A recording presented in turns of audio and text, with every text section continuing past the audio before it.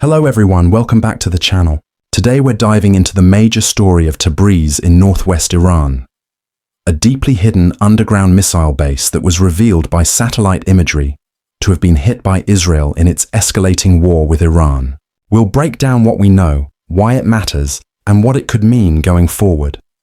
Let's start with the basics. According to reports, Israel carried out strikes targeting one of Iran's key underground missile facilities, one of the strongest evidence points so far in the region's shadow war of air, intelligence and missile capabilities. Newsweek. What makes this particular target stand out is that it was an underground base built to store, protect, and perhaps launch ballistic missiles, buried deep below the surface to survive aerial attack. Wikipedia. That subterranean nature means this is not a simple surface intercept. It reflects years of preparation, engineering, and intelligence. Let's unpack what this means. First, the fact that Israel has gone after a hidden underground missile base suggests that Iran's missile infrastructure is seen as a major threat, not just for regional warfare, but for long-term deterrence. If traditional above-ground missile launchers are vulnerable, then the underground base would be the next logical target. By hitting it, Israel is signaling that no place is safe. Second, the imagery and reporting suggest that the strikes were effective. Satellite images show damage to what appears to be missile launch infrastructure, tunnels, and storage bunkers. Newsweek. Third, the timing is significant. This attack fits into a broader campaign of attacks and retaliations between Israel and Iran, involving drone strikes, missile barrages, and intelligence operations. AP News. So what do we know about the base itself? It's believed to be located near Tabriz in northwest Iran, and is described in some analyses as part of Iran's broader underground missile launcher network. Missile silos and hardened bunkers designed to withstand first strikes. Newsweek. The fact that Israel was able to locate it and strike it indicates a high level of intelligence, precision, and possibly cooperation with other actors or advanced capabilities.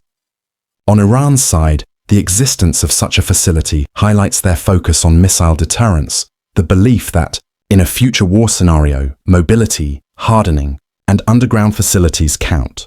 Now let's consider the implications.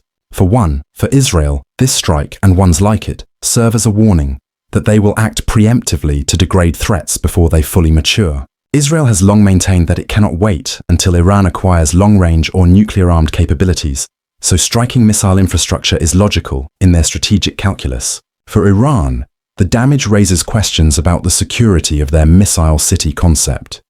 Having missiles underground is only as good as the protection, concealment, and mobility of the launchers. Analysts note that Iran's air and missile defenses underperformed in this latest conflict, which undermines the utility of such hardened facilities.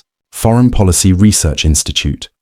For the broader region, this strike signals an escalation, that underground missile bases, which once might have been safe havens, are now being hunted.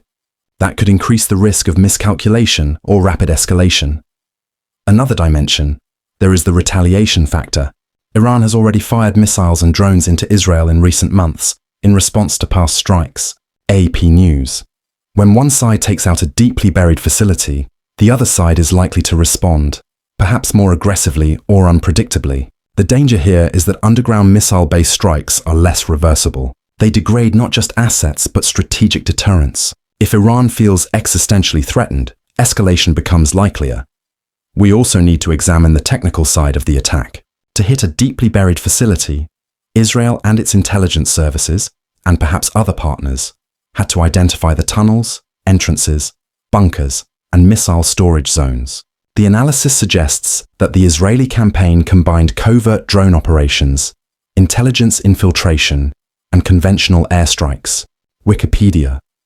In effect, we're viewing modern hybrid warfare. Intelligence plus special operations plus air power equals deep penetration of what used to be considered safe. That means for Iran, the vulnerability of such underground facilities is higher than previously assumed.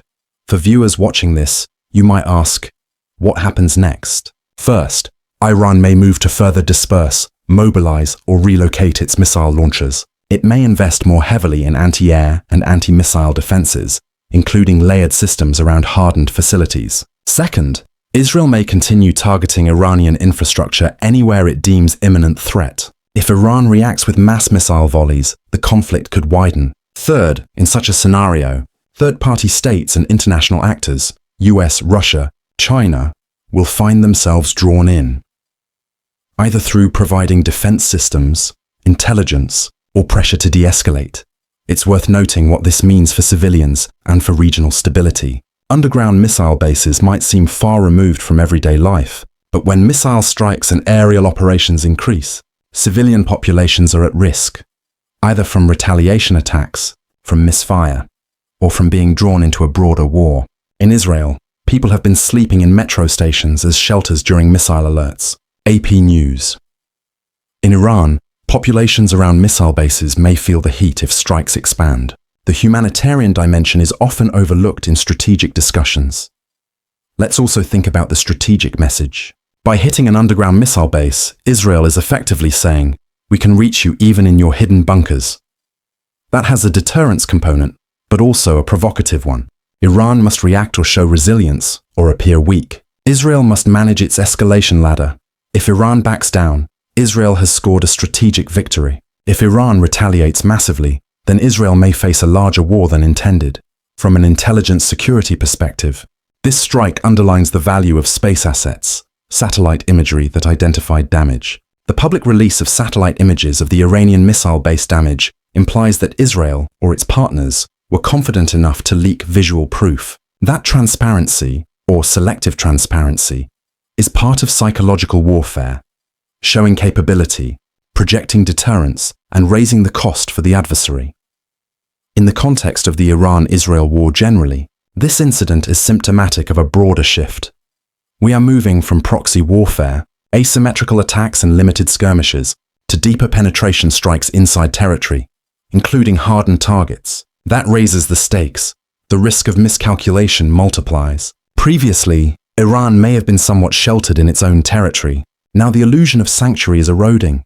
It's also essential to underline that both sides are aware of this dynamic. Iran knows Israel's technological, intelligence, and operational reach. Israel knows that Iran's missile vanguard is possibly its primary near-term threat, if not the nuclear dimension. So the conflict is not just about today's missiles, but about shaping tomorrow's architecture of deterrence. Finally, let's reflect. What are key questions going forward? 1.